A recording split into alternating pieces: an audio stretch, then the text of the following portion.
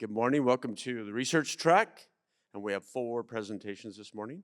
And I'm not going to talk about them because oftentimes they explain themselves to you anyway during the presentation. The first one is Naomi. Please come forward, Naomi.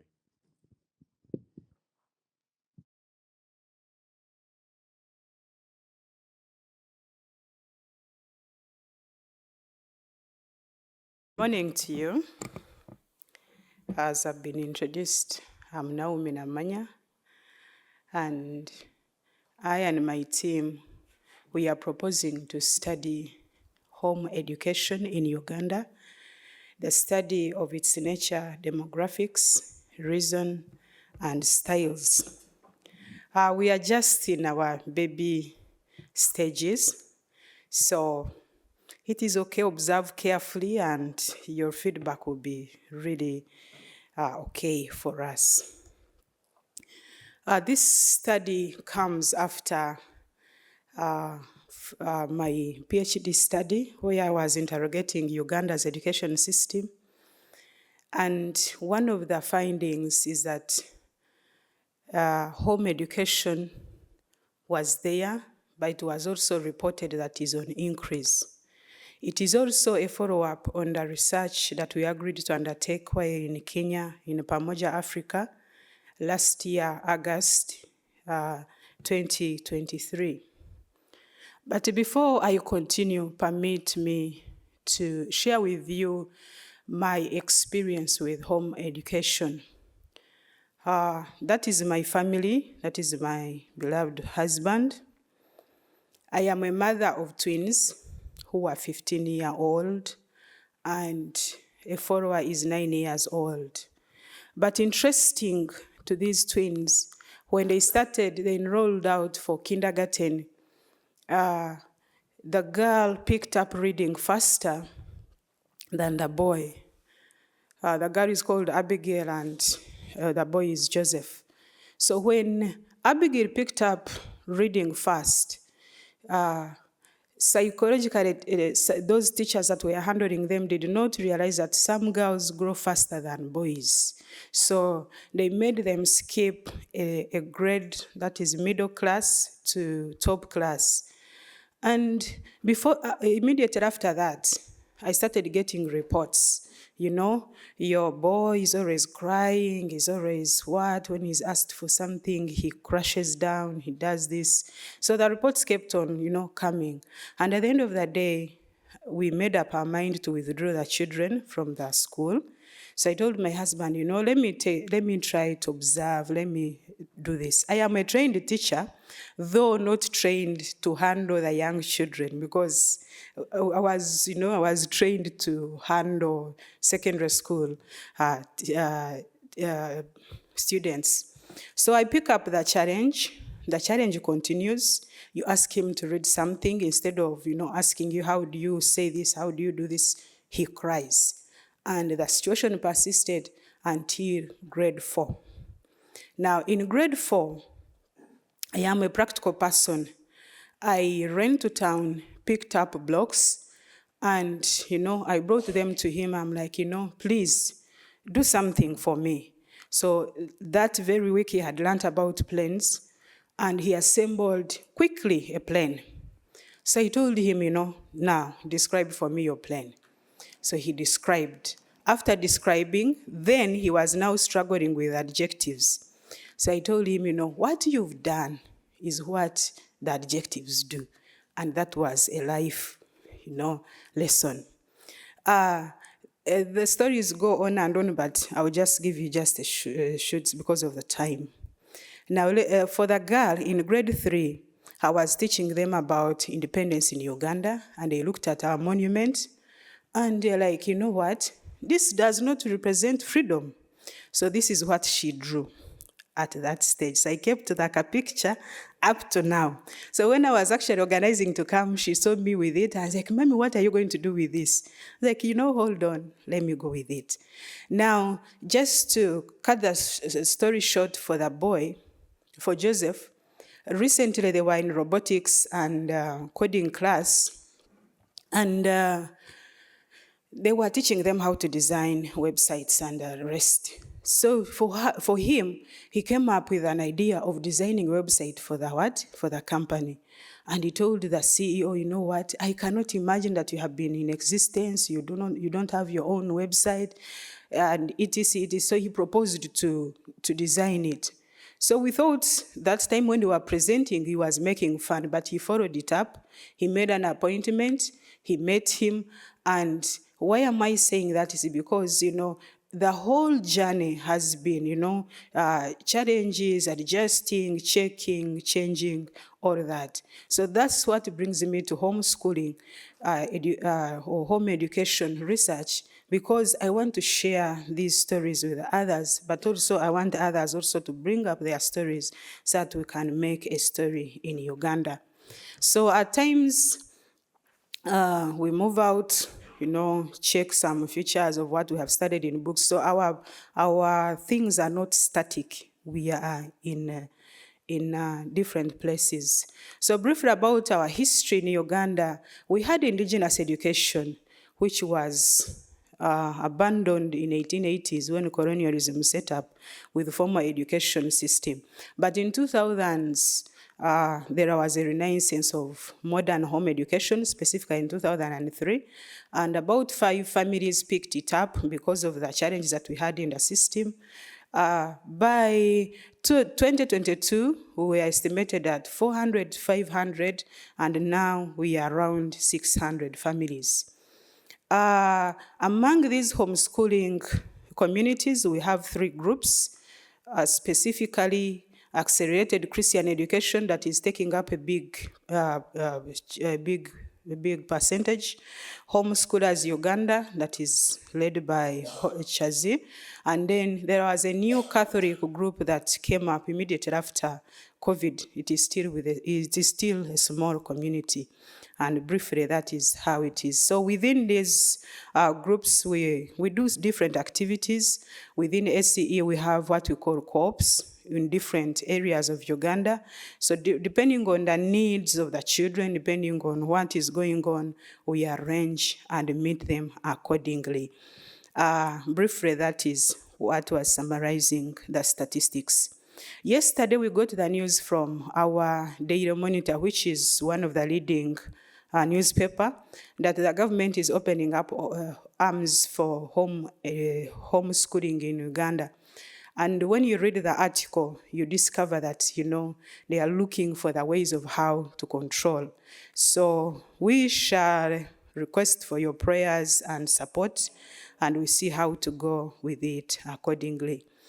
We've done a literature review, and the far we have reached, we found out that US, Canada, Australia, European countries, Asia are doing quite good research.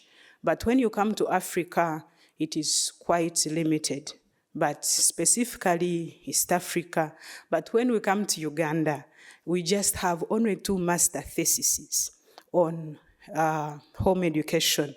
And last year, National Curriculum Development Center did a baseline study of which the government is basing on to do the control. But of course, we don't know what are they reporting. It may be different. So our research questions are the basic 4, since we are starting: the what, who, why, and how. Methods, we shall use mixed methods, where qualitatively we propose to do 4 focused group discussions across the country, because what is taking place in the city is different from what is in the rural areas. We propose to do interview guides. We interact with our government officials in those areas, community leaders, and then quantitatively we've designed an instrument, a survey for the parents, which is now in saturation. And then we will see whether we can add on learners and graduates depending on what we shall have gotten. Expected results are that we want to set a landscape for home education in Uganda, and these findings will be used or will be useful for homeschoolers, legal, fraternity, policymakers, and the government and the whole community at large. So our progress is that we've partly done literature review. We have completed parents survey, and we are collecting data. The students, then graduate survey will depend on what we shall find out, and then we will design the interview guides. Yesterday was so thrilled to rub shoulders with some of the scholars I came across in literature, and it was my day. Thank you so much, Deborah, for arranging this. The work continues. Thank you.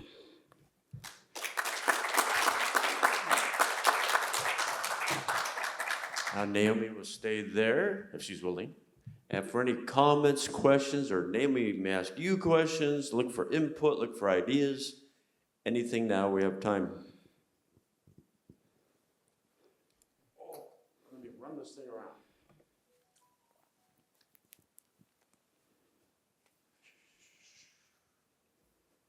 How about you say your name if you don't mind? Thank you so much for the talk. I'm Oz. It was so interesting, and I was wondering, do you know if what you say about the rise in number of homeschoolers in Uganda, is there data about other African countries? Is it a trend in many countries or only in Uganda? Because I'm talking about on behalf of Uganda, Liz is going to give us Kenyan state. But generally, when we met last year in Kenya, we discovered that Mozambique, some Namibians and others, we are also starting to do homeschooling. They are the education system we are talking about cuts across in Africa because of that colonialism that we had at the time. So the formal education, the way how it was, put in place, it is just a one way or one size fits all, and it doesn't apply. As we go on with the challenges of the 21st century, we parents, you find, the students cannot fit there anymore. Thank you. Thank you so much. Okay. If people are curious, I believe Corinne Van Ostrom is here from South Africa, not in this room, but she's around. If we could find her, we could get her into this room. And Actually, Go ahead. you've talked about her, remembered. Within this article, they are saying that they are going to do benchmarking in South Africa. So we are going to get in touch and we see if they can be able to meet them. Thank you. Thank you, Naomi. To ask that, and just to say about countries homeschooling in Africa, as I was preparing on homeschooling works in Africa, I came across 14 countries out of the 54 countries in Africa. So I think it is growing. I didn't get the demographics of how many, but yeah. Naomi, you say that for your survey, depending on the results you get in your first level survey of general homeschoolers, you may proceed to do a survey on graduates And students. And students. So I was wondering, what's that parameter that you're looking for that will determine if you need to go to the second level? We rolled out the survey with those particular questions to the objectives we have. So if we get the information we need, then we may not need to consult the students now. But the factors for the graduates depends on how many are there and how many we are able to access. Yeah, you're welcome.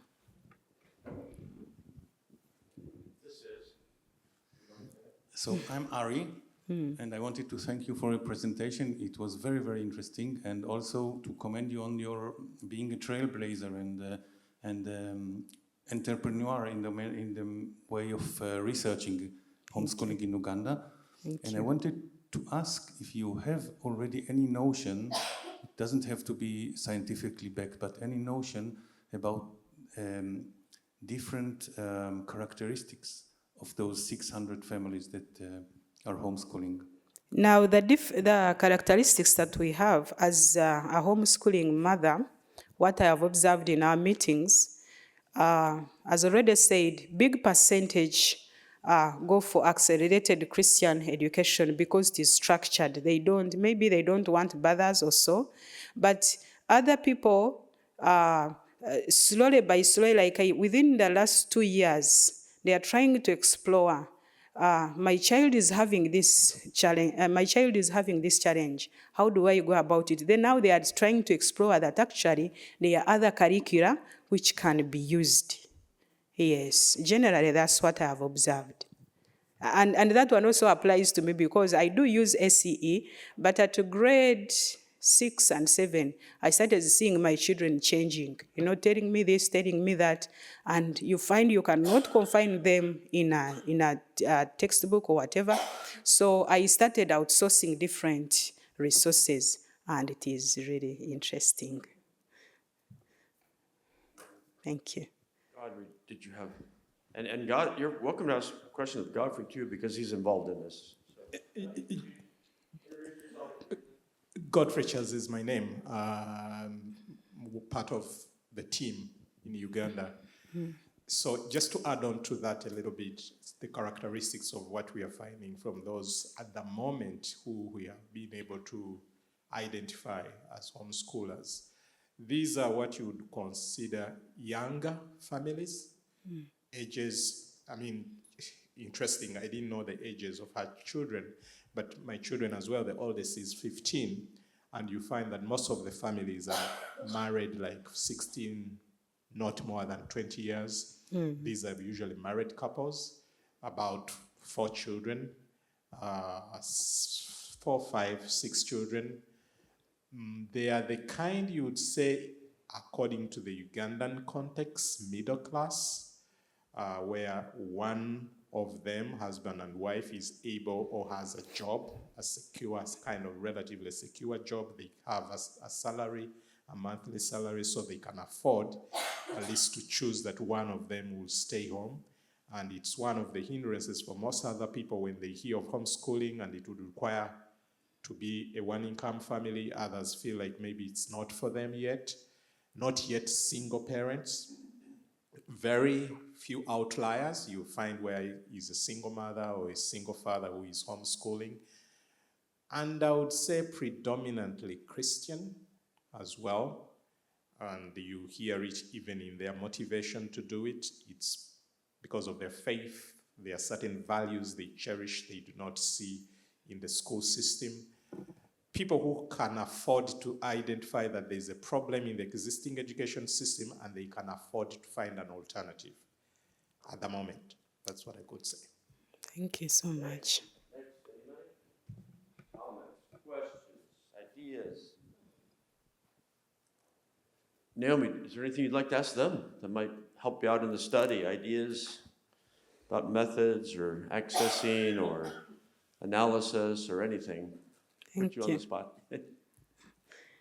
Thank you so much. Thank you.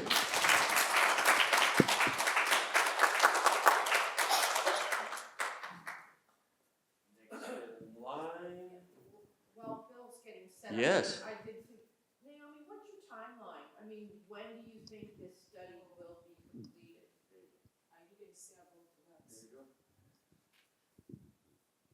I had actually made a slide for the timeline. I think when I was, fixing and removing, I removed it, but it was not intentional.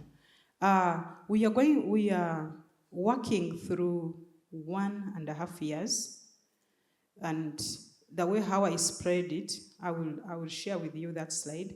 The way how I spread it is that by 1.5 years, we should have finished all the data correction, and we should have written the article or articles that will come out. Yes, thank you. Thank you. And now, Bill Bunn. Thank you, sir. Oh. Yeah, I meant to do this first. Let's see. There we go. While you're all awake.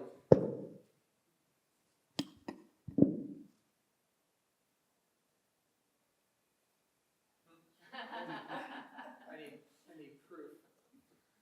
There we go. Want me to get you your camera? Sure, yeah.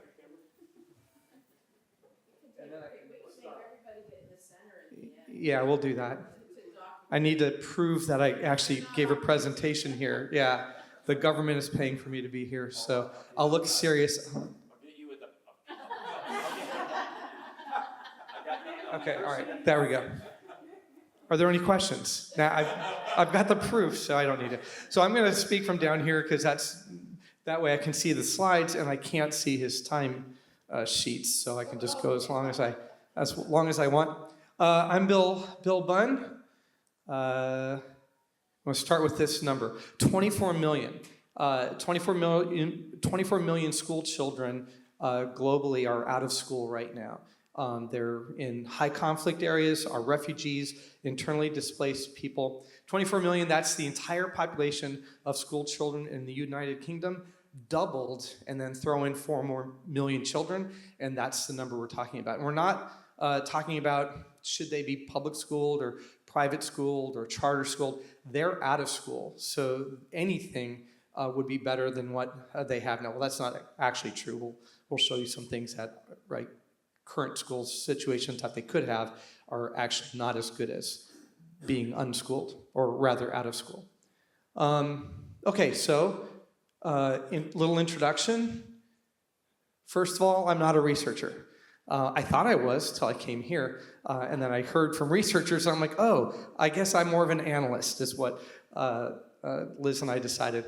I am a professor at the Joint Forces Staff College. I did some research. I had to for a PhD, but this was my research topic, my dissertation. I used the word thither, which is pretty bold. So obviously you see the links between this and homeschooling and refugee studies. Now, okay, so that's enough apologizing for the presentation that I haven't given yet.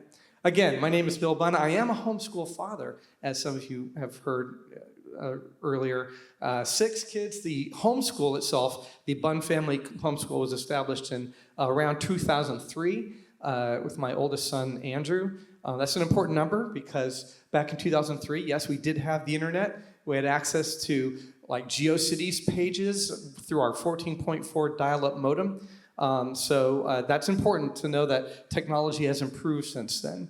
I'm a naval intelligence officer, hence the analyst, retired in 2010, and then pursued a PhD so I could become, and there you can see I eventually did get that PhD because I had a beard and a pipe. I don't smoke, but I had the pipe for the photo. As part of the PhD work, I took a class called Refugee Studies. It was literally the only class I could take. I had taken all the other classes. I'd avoided it because I was taking, Clausewitz and China and Russia and blah, blah, that sort of stuff. So I finally took it and felt like a fish out of water, but then I loved it. And the paper that I wrote from it was turned into a chapter for a book called Strategies, Policies, and Directions for Refugee Education, Chapter 3. I know this is a book that many of you have at home, so I won't talk about it that much. So during my study, during my PhD work, you had the 2011 Arab Spring and then the Syrian Civil War. This is leading up to the 2017 paper that I wrote. So the refugee situation globally, but especially now the Middle East, North Africa, and into Europe is at levels that you hadn't seen since World War II. So that's happening. At the same time, there's a technological revolution in homeschooling. Here I sponsored by Classical Conversations, so I threw that in. But things that we wouldn't imagine in 2003, you have access to. So I combined those two into this paper because I did some research and found out that no one was talking about homeschooling in the refugee situation. Now that was in 2018, and since then, COVID-19, of course, brought in new innovations into the homeschooling movement, and then also the 2022 Russian invasion of Ukraine has exacerbated what was already a historic number of refugees and IDPs, internally displaced people. Okay, problem statement was, how can homeschooling movement supported by technological advances be effectively leveraged to address the educational needs of refugee children in conflict-affected regions? Qualitative research, problem solution, UNICEF was where I got those numbers from back in, again, pre-Ukraine war. 100 million school-age children, a quarter, 24 million, not enrolled in any sort of school. And the ones that are enrolled in school are in great harm, oftentimes, not always, but oftentimes they're in harm's way and receive substandard education, as you could imagine. The existing literature, as I sort of alluded to, was nothing. When you researched homeschool and refugee, what you got were people or students who were homeschooled and then were in refugee status because they were homeschooled, right? So that was where the research took you. So I was sort of inventing my own method. I'm sorry, I don't read that. What was that, 25 minutes? Okay. I did find you had to read between the lines. There was a 2015 RAND study, and they talked about the Syrian refugee children of Jordan, Turkey, and Lebanon, who were the countries that took the most number of refugees from the Syrian civil war, and they referred to formal versus non-formal or informal education. Mentioned the word formal education like 90-some times without ever defining it, and then a couple times they mentioned non-formal, including in Jordan, the Ministry of Education curriculum delivered at home. Oh, there's a word, home, I found, right? And then in Lebanon, non-formal children taught at home or by the community, and that was it. But they did disparage non-formal education because there were few assessments of the quality of the non-formal approaches. But then a key finding was to develop innovative education studies. Remember, this was all about the fact that they were receiving substandard education within the system at the time. Then there was some research done, my paper, and that was it. And then, but then 2023, you have a study looking at the sustainability for Rohingya refugees in Bangladesh. And so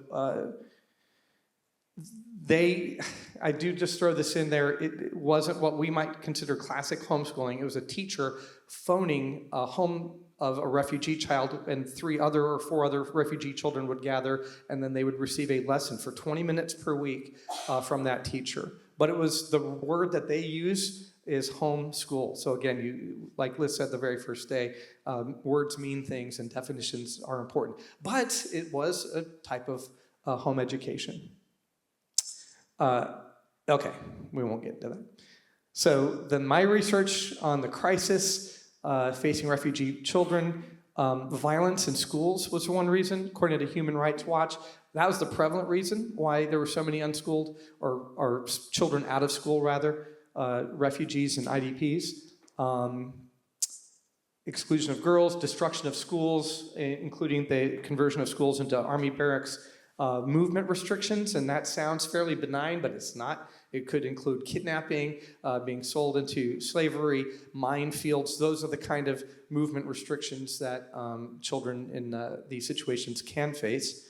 A RAND study in 2011 was a study by actual refugee workers, NGOs and UN workers, and that was really scary. The schools were legitimate targets by terrorists. That's one reason students didn't go to school. They were used as sites for child recruitment into rebel armed groups. That's another reason why parents might not want to bring their children to school. Girls were targeted for attempting to receive education in some situations, such as Afghanistan. But then also the prevalence of sexual abuse by primarily girls by the staff and the NGO workers themselves within the school system for grades or for enrollment.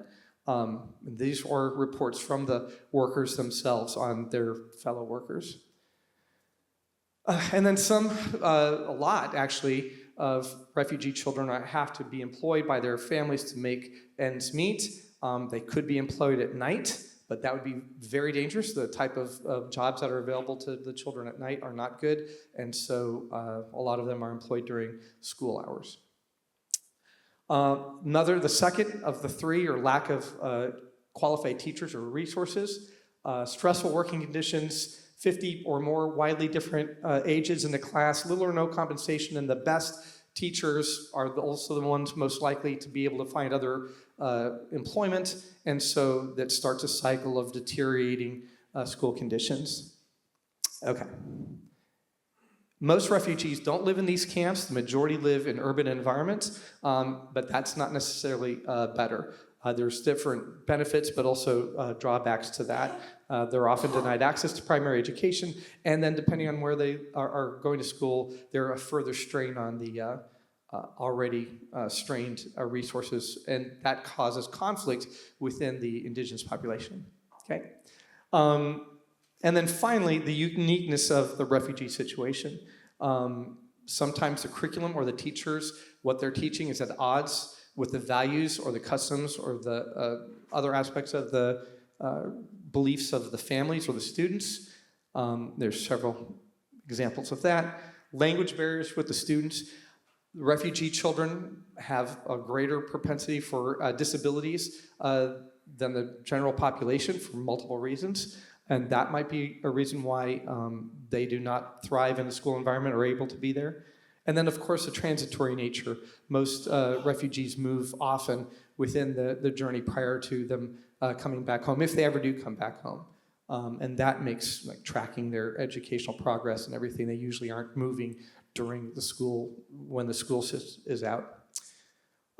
Modern home educational tools. Reason the homeschoolers in the United States, I went into this a little bit. Back in 2017, Department of Education study included the reasons, the first time that they included why homeschoolers choose to homeschool. The first one is safety. Drugs, negative peer pressure, similar to the reasons why refugee parents keep their students home. Obviously not on the same level. The second highest ranked is other, right? And then they go on to explain this, that the parents homeschool their children for reasons that are very unique to the homeschool parents, including concerns over the content or the teachers, curriculum tailored to the children's strengths and needs, children with special needs, employment of the children for different reasons, exceptions to child labor laws, and then the cost versus a private school. Also, that some in the population are transient, right? Like myself. My oldest son lived in 10 different school districts by the time he was 10 years old. That was because he was a military brat. So the propensity of homeschoolers within the military is high. And then finally, tech-enabled home education possible. The bottom line here is that it's already available. The prevalence of broadband, high-speed internet. Back in I think 2012, they wired the largest refugee camp. It's called Dadabnet. Zuckerberg was in 2015 working with UN to bring internet to Syrian refugee camps, online affordable or free curricula, such as Classical Conversations, brought to you by. Peace studies, conflict resolution lessons, you could add, these could be added into a tailored curriculum, and the parents, as they deliver this to their children, could also be learning. And then AI-enabled language translation technology has exploded, as you guys well know, over the last couple of years.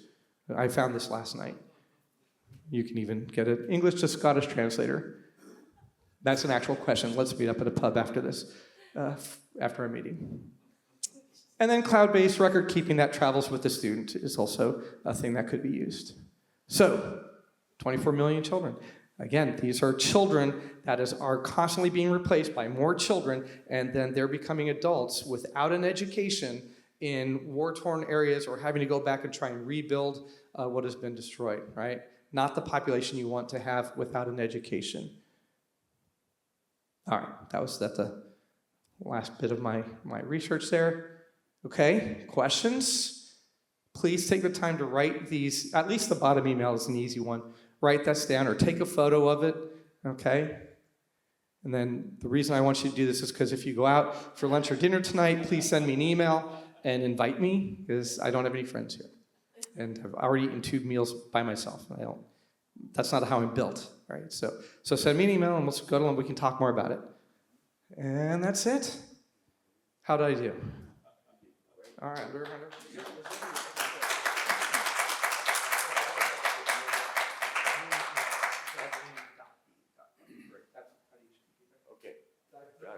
All right, here we go. Yeah, that first one is wrong. William, I guess William got There's an extra E there. not William A. Wait, good catch. All right. Anyone? comments, questions? Well, while okay, there we go. I've sat back there on purpose. Yeah, get you exercise. William, this was, for me, it was brilliant, like eye-opening. This is amazing. We're looking at homeschooling for like 20 years, and we never looked at this specific angle, and this is just amazing. It's relevant for so many children. So first, I want to say thank you for this brilliant presentation. Thank you. What I want to ask is about the language barrier. Okay, in our country we speak Hebrew, so like almost all English sites for homeschooling are irrelevant for our population. I think maybe either nobody uses them or very, very few people. Okay, so because of the language barrier. And you're right, it's possible to translate anything, but it's very uncomfortable to work with a program or anything and translate it while doing it. When I look at the Syrians, for example, naturally Arabic speakers, there's a huge language barrier. They have internet. Almost each and every one of them have access to internet, but the language barrier is huge. I wonder if you have any experience, or do you have any data about the ability of homeschooled refugees to use these technologies, these programs, because in the US you have these brilliant programs for children which are not available in any other place. So do you know if it's possible, if someone is trying to translate maybe some of the programs for Arabic or for other countries or for other languages? Sure, I'm glad you asked that question. Originally, instead of Classical Conversations, I had Khan Academy up because for my research, I looked at free curricula. And do you all know Khan Academy? Not Christian-based homeschool education, but it's free and it's in 24 different languages and the most prevalent languages amongst refugees, such as French and Arabic. And so it's already existing. So that's one aspect of it, is that there is, and then when I got here and I saw the table set up, I didn't want to offend anyone by talking about free curricula when we have so many sponsors. So I changed it to a sponsored one. But then what I'm really fascinated by is, any Star Trek fans out there? No? Okay, so in the United States, we have this thing called Star Trek. Anyway, they ever since the 60s, they've had a universal translator where, the landing party goes and a guy in a red suit gets shot. And then they have universal translator. And that's always this cool futuristic thing. Well, AI has created universal translators. That sort of crazy technology that we saw over the last 10 years starting to develop isn't fully there, but it's getting to the point where you can just take an English curriculum and say, hey, put this in this other language, and it's taking nothing. It's going to change the landscape when it comes to this sort of, it's going to put a lot of people out of work, and it's also going to change the landscape. So yeah, I don't have data on it, but I do know that, for example, Khan Academy has a lot of curricula in 24 different languages. Thanks for the question. Next. And thank you for the comments, too. I have the money I promised you afterwards. Thank you, Bill. Thank you, Liz. I hope I get some money also. Depends on what you say. Choose your words carefully. That was such an excellent presentation. That's £5. Does that make it? But yeah, thank you for bringing to the fore a forgotten group, the refugees, who kind of exist in blind. We don't see them. We're blind to them because they're not in our environment, in our spaces. And indeed, I think home education is really a resource, a modality, a method, a way of education that would reach them effectively. So I have two comments here. Well, one, the 24 million, is that children in refugee camps? It's combined children in refugee camps, IDPs. No, it's refugees and IDPs. So the majority of the refugees are not in IDP camps. They're in urban environments. So actually, they are among us. You just typically don't know necessarily that they're refugees. They just might look like a migrant from another place. But some of those, even in the United States, are refugees. But it also includes children in areas of conflict where they might not be displaced yet, but they can't go to school, right? I get it. Because their I get it, schools yeah. in 'Cause danger. when I looked at data, when I was looking at Africa, it said 42 million are out of school. But then yours, the 24, is the IDP camps, right? I mean, and refugee children generally. Yeah, refugees and IDPs. So I get that. Is there what would you say from your studies would be the aspects of education that ought to be added on to any of those curricula that you're saying that would address, because these are children in very, very unique and very Right. traumatic circumstances, and I imagine that perhaps through education, what would you recommend ought to be something that's very specific to refugee children added to their curriculum? Well, from the one study that was done in the Rohingya camps, all they got were 2 subjects, English and math.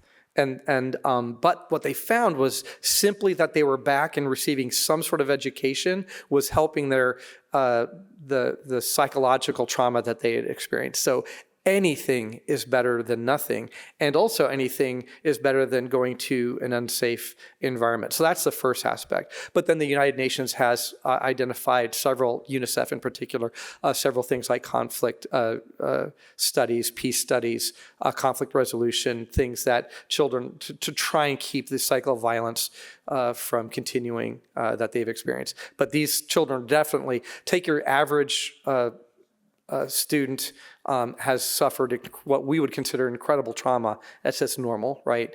But again, just the normalcy of being at some sort of education is helping a lot of different aspects besides just learning math or English. All right, sorry about that. Thanks.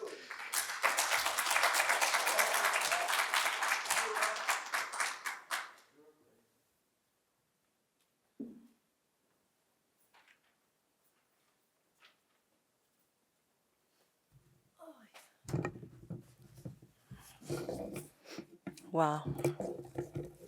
I feel taller just being here. Yes, not that tall. Okay. You have my presentation now? Please. How do you click it? I don't know. There you go. Yes, okay, thank you. I don't know the, oh.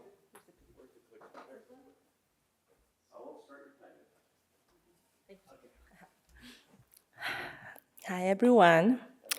It's an honor for me to be here, really. And I want to present today to you the longitudinal study proposal for Latin American GHEX committee. Please allow me to provide some context first. In Latin America, research is not that simply happens.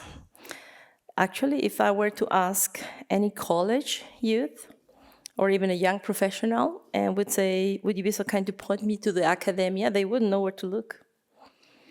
College teachers are not expected to produce research while working at a university. Students are not supposed to actually do research in order to graduate. They have to present papers and all, but there is a long time reading comprehension problem in Latin America. So people are hardly good at writing because we're very bad at reading. Publishing houses do not publish research. Research projects are to be financed by foreign groups or NGOs, and there are no working groups on the specific issues. Now, there are, of course, exceptions. Brazil has an ethics committee, research committee, that has to pre-approve each and every research project involving humans.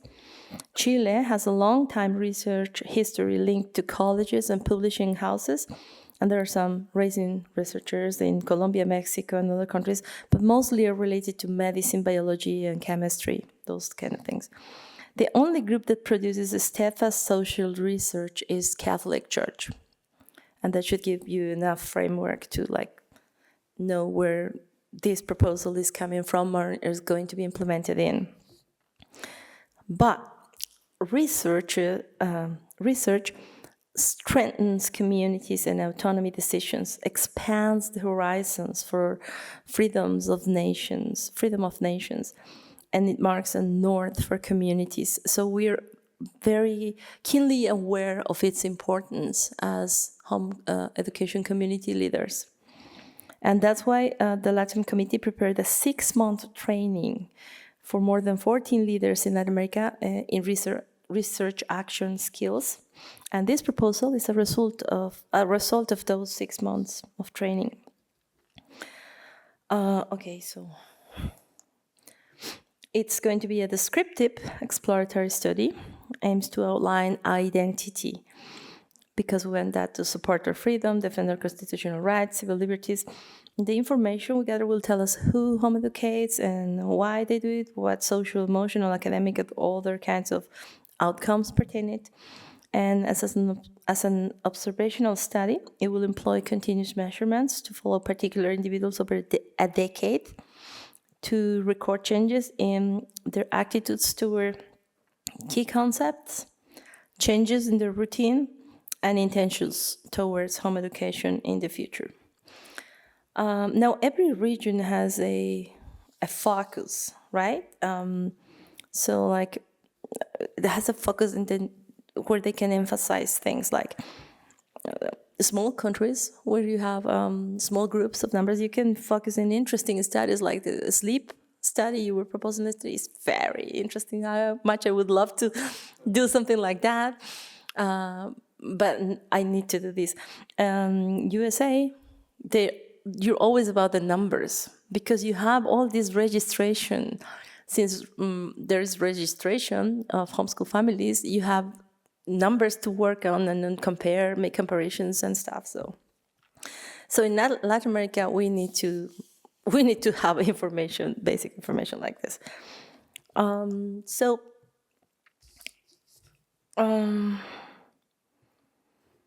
We have put a theoretical scope, and I have placed there for you 2 concepts that we are trying to mirror, which are education and learning. And this is probably the part that has taken us longer to decide on, because we had lots of talks trying to understand how these concepts of education and learning fit, because we're talking about 14 countries that are working in the Latin American Committee. So it took a lot of time, even to decide what is homeschooling. If someone is taking classes in an online school, is that called homeschooling? Because parents are not actually teaching the children, but someone else. How are we going to mark unschooling and homeschooling? So we decided to stop on that because it was a very long, tiring discussion, and it was linked to the identities of every country, and people could not get, they didn't arrive to any conclusion.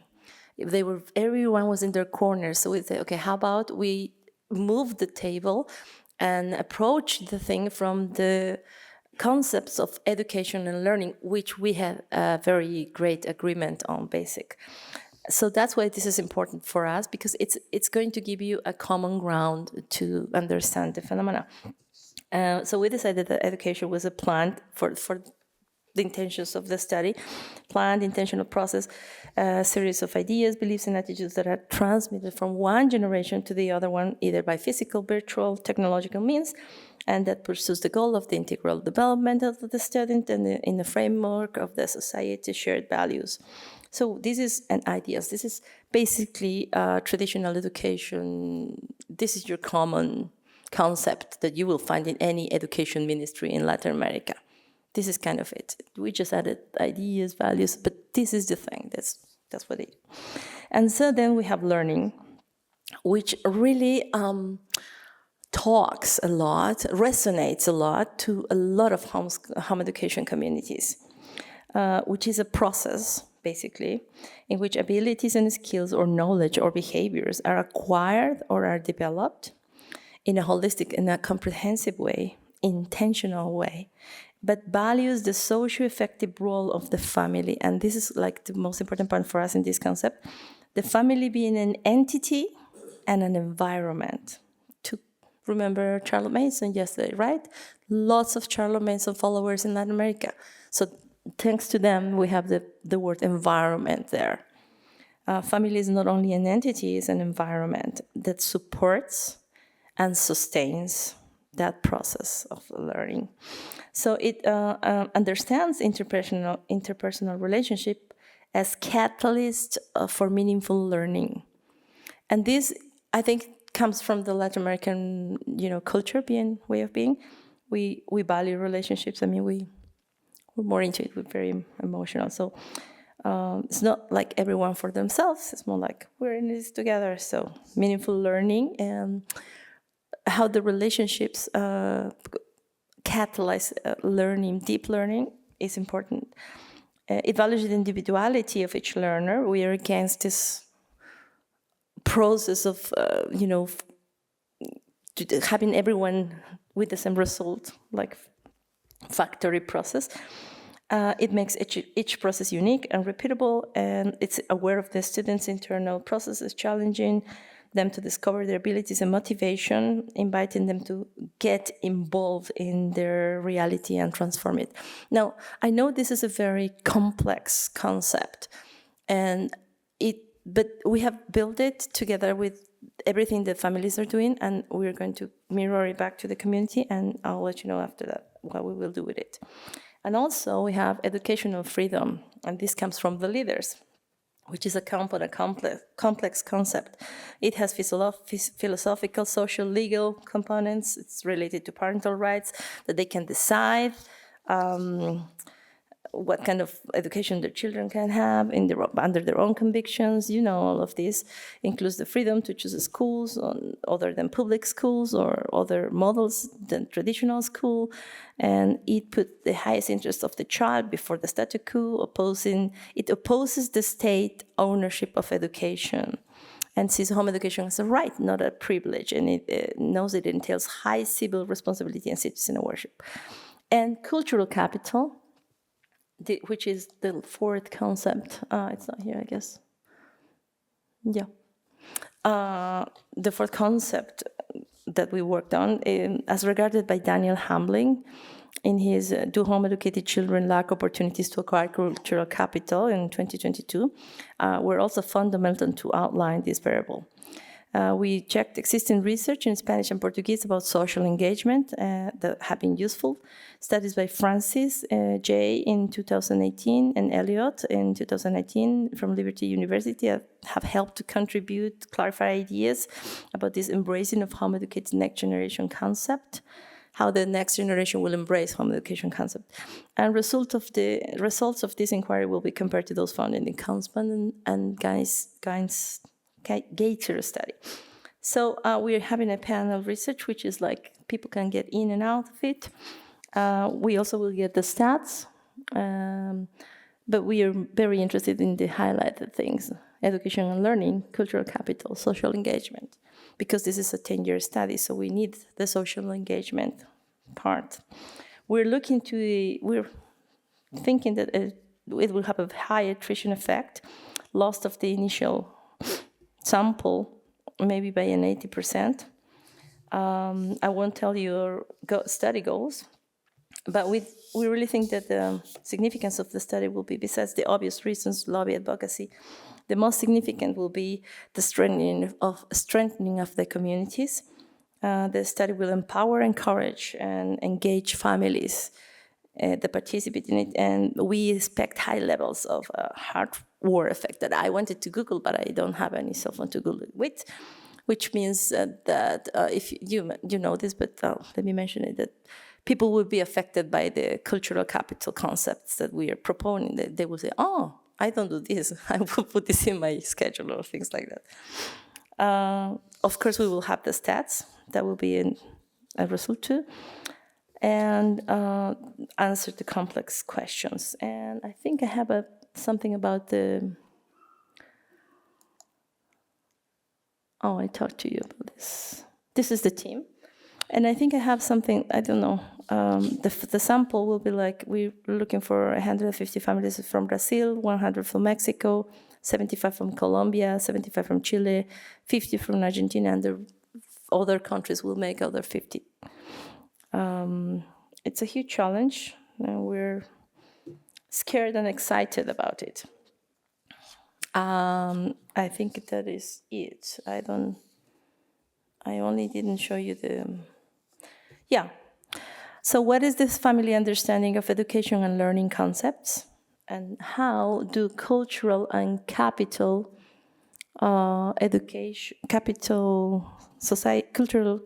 or social engagement fit in their routine? Those will be our questions. And what is this family stats? Why do they home educate? And how do they do it? We have those 5. I don't know if I have them somewhere. Try to look at it. There. Inquiry questions. I think that summarizes it, right? I must be done now. I must be done by now. I thought maybe I get to have the first one. How many countries? How many what? How many countries? 15 countries? And you're coordinating with all 14 these people. countries. How do you do that? Through a lot of Zoom meetings and long time talks. There are a lot of homeschooling families, home educating families in Latin America, but they are not organized. Like in the USA, they're organized by states, they're well organized. So it's a bit chaotic, really. There are about 20,000 families in Argentina. We cannot find one leader that says, okay, I'll talk to 50 families. It's been very complicated in some places, but we know that we have more than enough families for the study. And we know we're going to get maybe 500 to 700 for the beginning of the study. It's the 41 we need for the end of the study that we're worried about. We know they will jump into it, that they just won't stay long enough. So it's taking a 20 days trip to Colombia and another 20 days in Mexico, talking one by one to the communities and explaining them. This is important to us. We need this information. Because we don't have anything like this long study still. We don't have even the stats. This is like all, yeah, I think there are like 20,000. We have some very few, like Colombia said, the government from Colombia said 8,000 children are missing from the traditional system. That was before COVID. So that's a number we have less, like official, but no more. So we need a study to provide us at least an idea.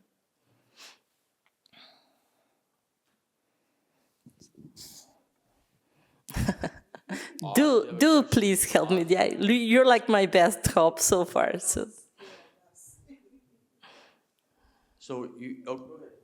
Yeah, I mean, Dorcas, I just want to commend you. Dorcas serves on the advisory board, too, for the Global Home Education Exchange. I just want to commend you for even attempting this and for coordinating it. It was quite surprising to me that you said there isn't an expectation in Latin America for professors to even publish research. And so you're kind of pioneering in a pretty exceptional way. I guess I would just encourage you to maybe set some short-term goals, since it is such a massive study. I mean, and it's good to have, this is your whole life. This is a research agenda for your whole academic career. It would be great if your team wanted to put out a preliminary report that just gave us numbers, you know, like you did something systematic to even try to come up with what are the numbers of home educating families in these 15 countries and what motivation, you know, a couple demographic statistics, you know, what motivation, children's ages, things like that. Do you think that and you could even do that with maybe even an online survey. Have you considered something like that, a series of smaller reports? Actually, that was kind of the suggestion we had from Brian. Because we were looking to a smaller sample, and he foresaw the same thing. It's gonna start big, and it's gonna shrink to the end. So why not expand it? I think you almost suggested 700 families for a survey. I don't think we have like the tech capability to process more than that. But we're certainly taking a very large initial sample. Before this, we have trained leaders to take baseline studies, which, as you know, is basic information, gender, where, when, how many. So Brazil has received a 2000 survey answer. They're still processing the data. Mexico has made another baseline study, and they had gathered 700 answers, or maybe 1,000. And we're talking about a scope of 100,000 home-educated graduated in the last 20 years in Mexico. Yet they only got 800 answers in their survey. There is a lot of uneasiness about surveying and answering things. You know, on that note, don't be discouraged. In America, we have, what do we have? We think we have, well, a lot of disagreement. My number is lower than a lot of my friends, but, you know, we have at least 1.5 million families. And look at our survey sizes. So you just don't get the big numbers. And you just do your best, as Ari or Oz mentioned the other day, you try to control variables to try to understand how representative it is or not. You just do it. You just got to get started somewhere. But I was thinking the same exact thing this morning. This is a long project, so get something out as soon as you can. Yeah, and we had Colombia. It'll encourage the researchers too to keep going. We had Colombia, and they have 500 answers. So all of them are just crying out for help. How do we process this data? No, wait a minute. When you say there's so many responses in Mexico, Brazil, Colombia, are you including them in your study? Or is this a cooperation challenge? I don't know if they can be included in the study, maybe. But for the community to trust the research group, they need to receive the results from the first service, or at least leaders think that it could help. So they're still processing some data. We have presented results from first results from Colombia and Mexico. Brazil, they just flipped. They just said, we cannot manage this. We need help. Okay, sorry, we need to stop. I Okay. let us go too long. I was supposed to keep in time. Thank you so much. Thank you. Liz.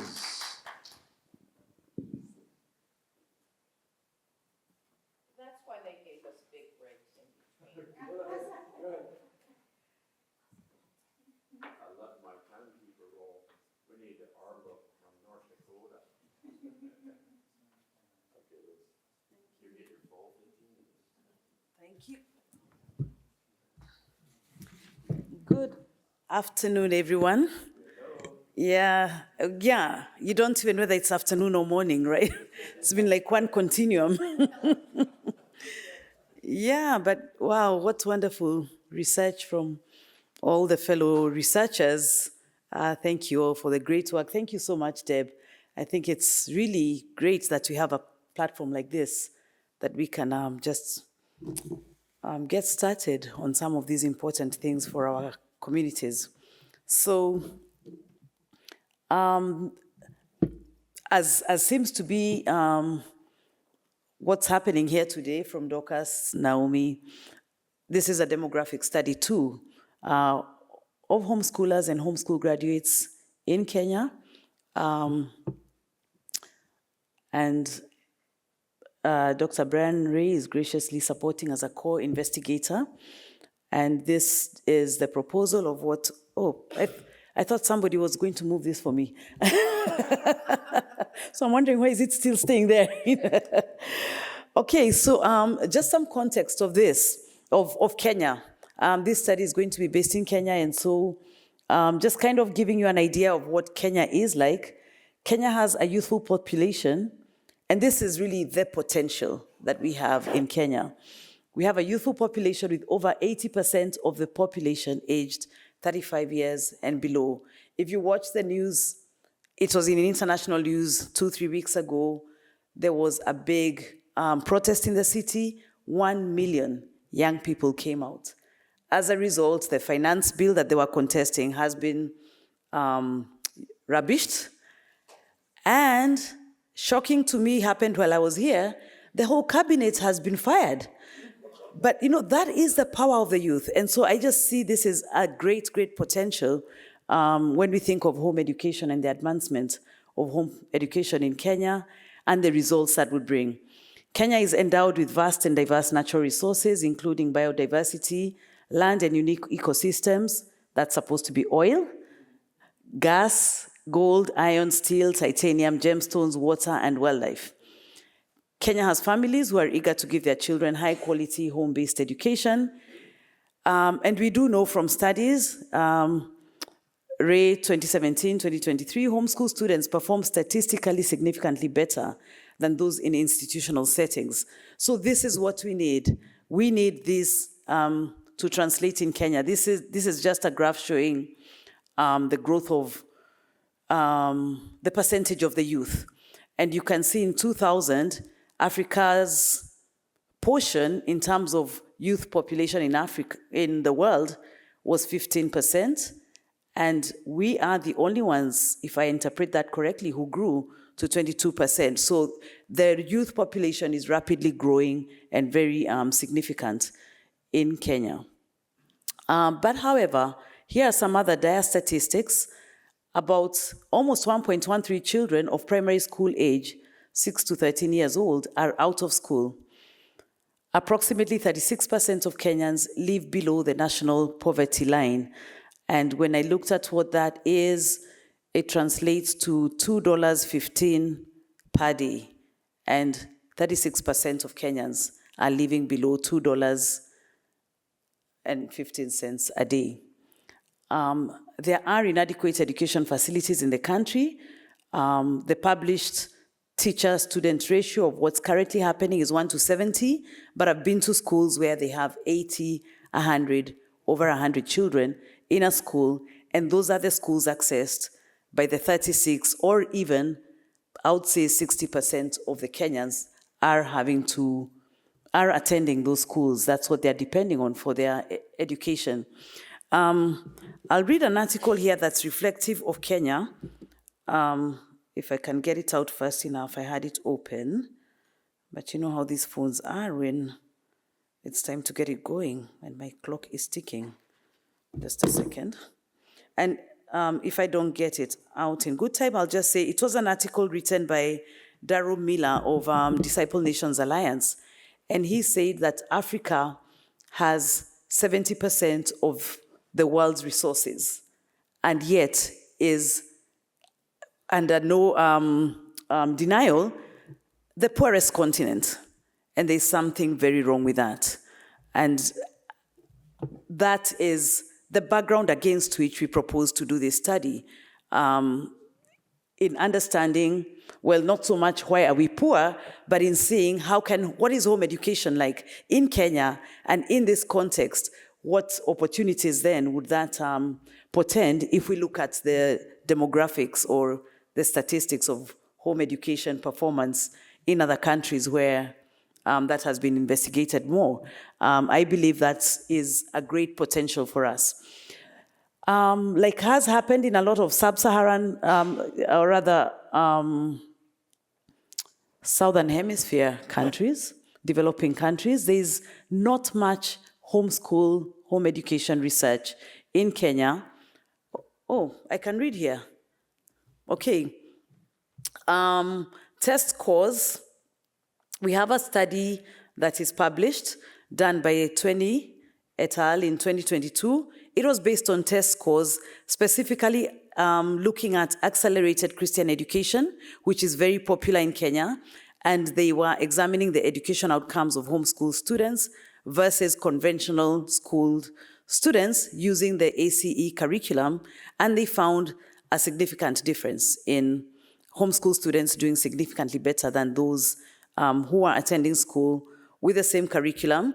There's another study done by Gature 2018 that looked at the law in homeschooling, an analysis of the extent to which Kenya Basic Education Act 2013 provides for parental choice to homeschool, the primary and central role of parents as educators, and he did find that the laws are not supportive or cognizant of the rights, responsibilities, and freedom that parents have and ought to exercise. We don't have a study that lays the baseline on the demographics of homeschoolers in Kenya, and that's what this study hopes to achieve. And why is that important? It will inform on current numbers, ages, location, practice of homeschool families, and guide on provision of support services. It will provide significant data that we can use for homeschool advocacy in addressing some of those issues regarding the recognition of home education. It will be evidence of homeschool success. I hope that we would see success, but therefore then an encouragement to homeschooling and potential homeschooling families tapping into that 70% youth population.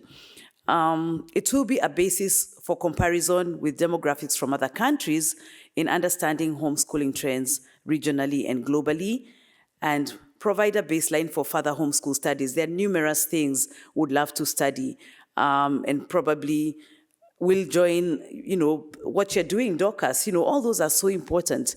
And having established this baseline, it would then provide us an opportunity to build on that and study more. So the research will seek to answer the 3 Ws and the H: who is homeschooling, why are they homeschooling, what resources, curriculum do they use, when did they begin and end, and how do they homeschool. We'll use purposeful sampling and snowball sampling. So far, the research instrument developed is a questionnaire, and we would distribute this through the home education database of our homeschool organization, homeschool support groups using social media. WhatsApp and Facebook are the ones commonly used by the homeschool community. So these are the variables the questionnaire is going to look at. Family size, residence, whether it's rural, urban, income level of the family, marital status, single or married, parents' formal education attainment, teaching parents' teaching certification status, religious affiliation of the family, reasons for homeschooling, homeschooling style, whether the family has any graduates of homeschooling and their satisfaction with homeschooling. We would like to use the opportunity of this study to also then begin examining graduates, because we do have a number of graduates. How old are they, the number of years they were homeschooled, and the grades in which they were homeschooled. What's the highest level of academic qualification attained by the homeschool students to date, even if, they went to college or wherever else. And I'll tell you, and I mentioned this in our talk yesterday, why that's important for us, even as we'd like to know what other vocation they're engaged in, is because degrees, qualifications are very important to Kenya, and that's a language that's very understandable to our governments and communities, actually, even families. Any employment the subject has engaged in, and service projects the service has engaged in, religious affiliation of the subjects. Thank you, and that was a marathon at the end, but does that include my Q&A? Yeah, no, I'm done. I'm done because I really would value, I was going faster and faster because, thank you. Who's first? Comments, questions? And I welcome thoughts as we build this, just areas which are significant from your studies and thoughts that can be captured in a demographic study like this. While people are thinking about this, what did you tell us what is the law, if there is any, now in your country related to home education? And I should add that to this. But yes, there is no law on home education. The Basic Education Act says that every child is entitled to education and must receive an education, then goes on to define education as that which happens in a government-approved center and conducted by a government-certified teacher. So in its defining education, we are totally at odds on that, but agreed that every child should receive an education. So does that mean that if somebody wanted to be legalistic, you're all in violation of the law? We are really in violation of law. Yeah. That's it, yeah. But they're ignoring you. They do find some of us, some homeschoolers, and it goes many ways, but we try and mitigate at that point and just, ask families to keep very good records of their work, because that's what we use as a defense. But, just trying to mitigate even before that and intervene with families that would report their homeschooling family members. I don't think we need this. Out of curiosity, I'm not sure I heard you say, did you begin already this survey? No, we you haven't will- begun the study. When do you plan to begin? Immediately. So Once the instruments are fully developed. The curiosity part of it, how long is your questionnaire? Okay, many so far, and I questions? have it here, so far, and really I would keep it just close to this. It has 20 questions. 24. So if I add any more, maybe 5 more questions within 30 questions. Because you showed the 4 W's in age. Sorry? You showed the 4 W's and the age, why, who, where. How. Yes, that's right. But you have 20. I want to see that questionnaire. It's That's also okay, later. yeah. Okay, so now to encourage new researchers, she said, when are you starting your study? Ari and Oz, they start their study way before they collect data, right? So you're already working, you're already doing your studies. Okay, you're already doing your studies. You're in your studies, you're in the process. You're moving along. You are doing right. your study. Okay, next. That's the teacher in me, okay. You're working hard now.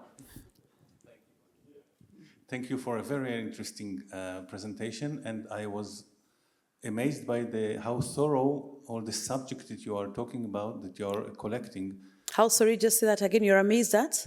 At how thorough, how many subjects you are covering in this research, in this survey. And I think that once you have data, it would be amazing, because you can look at like a kaleidoscope of the homeschooling in Kenya, and it would be amazing, because usually people collect few subjects each time, and then it is difficult to see a 360 degrees picture.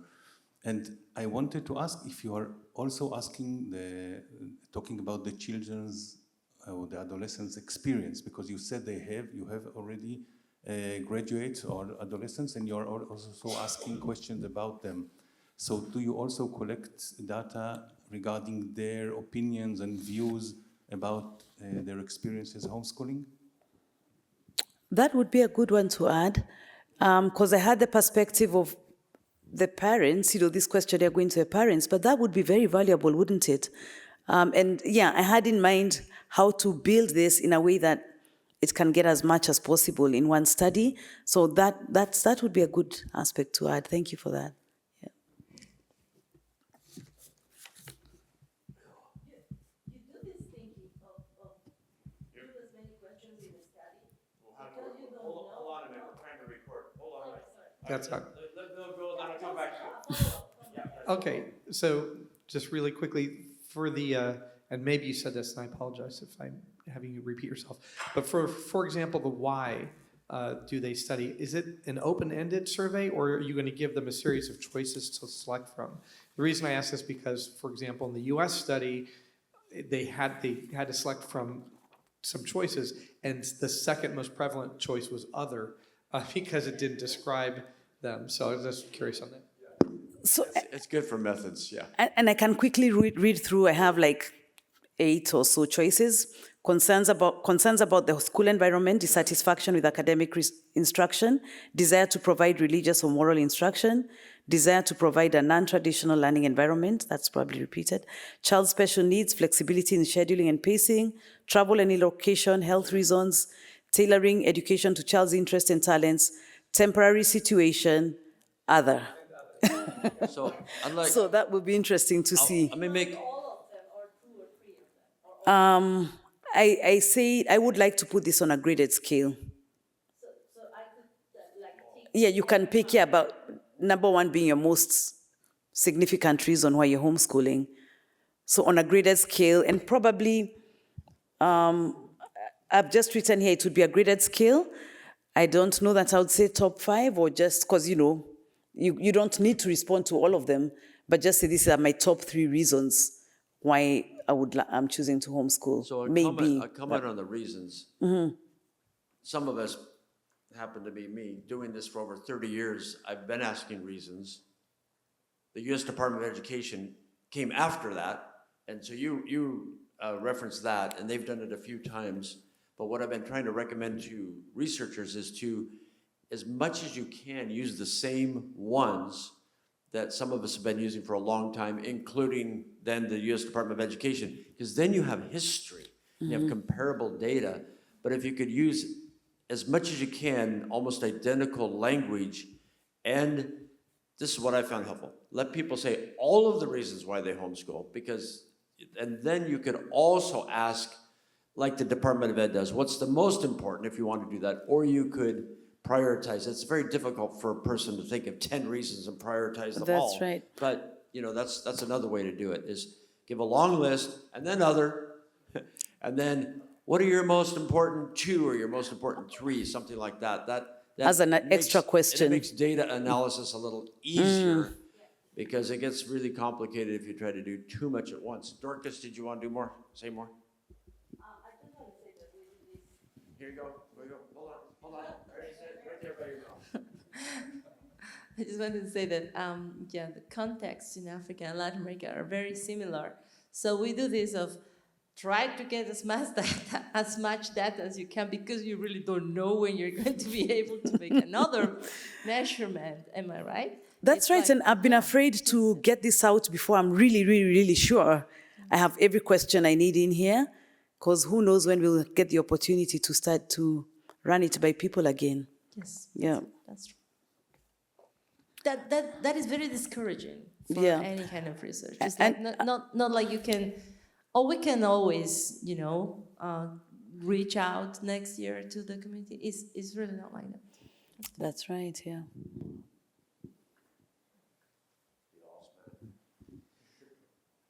Thank you for the presentation, and just a methodological remark regarding what you discussed, the reason for homeschooling. And I'm a quantitative researcher, so all these questions about, from 1 to 10, what the 10 reasons, and then saying what's the most important, etc., and using scale that we already use.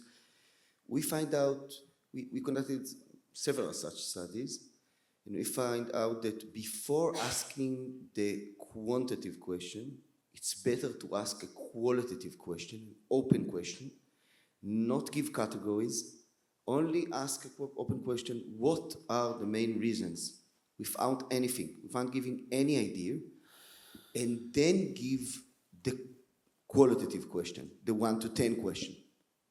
Because when we conducted category research into the open-ended question, we find out amazing thing that we didn't think of.